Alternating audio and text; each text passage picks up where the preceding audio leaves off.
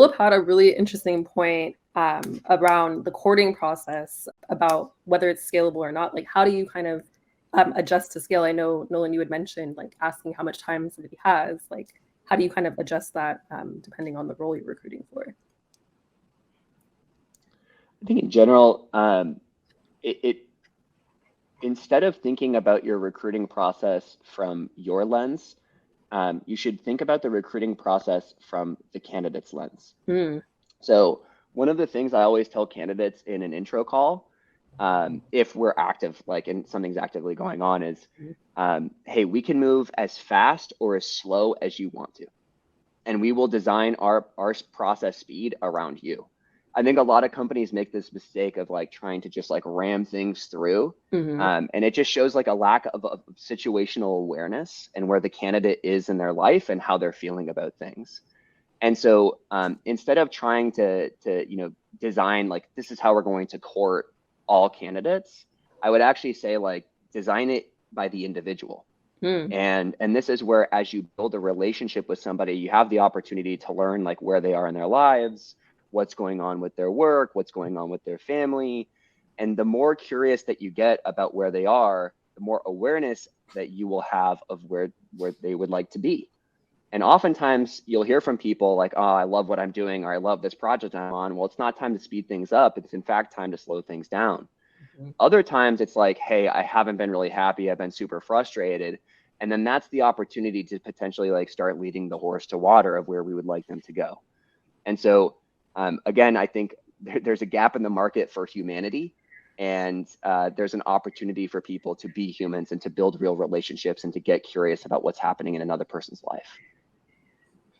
I'll just to build quickly. I think one thing I've observed from some of the best executives who are the best recruiters is that they really invest their time on the highest ROI activities, and they spend the time doing quality interactions with candidates. That then means they don't have to be doing a lot of like searching on LinkedIn for cold candidates or spending a lot of time following up with people or different things. Instead, they have a small but core group that they're investing in nurturing, and then one of them closes into an excellent candidate, versus trying to do this sort of spray and pray approach to hundreds of candidates where they end up with sort of, one that's probably a good fit.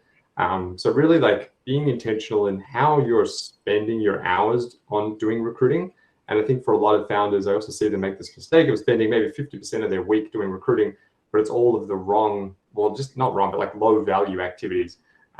So, working with someone, like Nolan or someone from one of the sort of heads of talent who's been there and done it before, who can just do a quick like diagnostic with you and be like, how are you spending your hours? And just doing that once, every quarter is going to put you in really good stead, put you ahead of 90% of the other founders out there.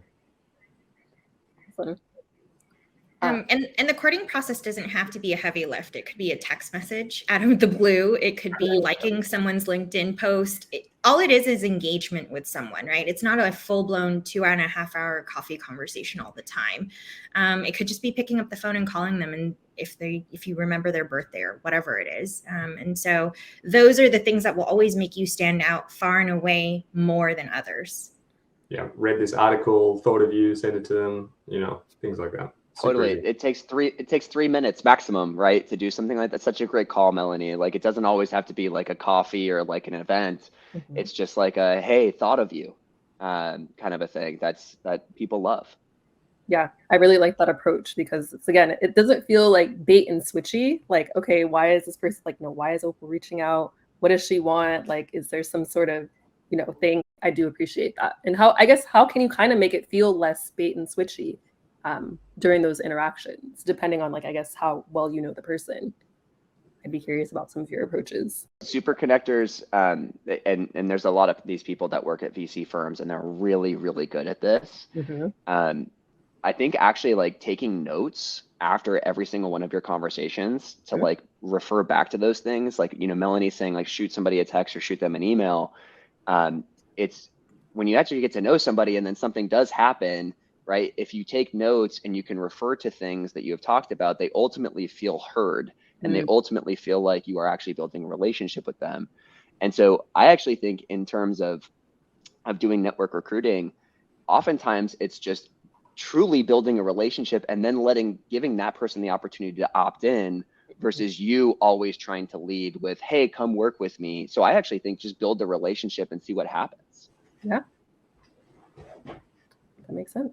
That's great. I think, like you would take notes, when you're interviewing or if you're doing a sales opportunity in CRM, just keep a couple of notes just on the individual and, get curious about their life. Do they have kids? What are their hobbies? And it doesn't have to be transactional. It can just be like, the more you learn about someone, the more interesting it is for you as well. Yeah. And being able to build that, deep relationship. And then, if they say they have a kid that's 1 year old, like, in a year from now, you can just settle a reminder and just say, hey, it's probably they're two now. Like, it doesn't have to be crazy. But, I think, again, people just sort of overblow this. They think, I need to go have lunch with everybody. And it's going to take, an hour each way to drive. And that's, half my day just to be able to go and nurture this candidate that I'm not going to hire for 18 months. Like, it's not it at all. It's, what are the small little things you can be doing just to stay top of mind?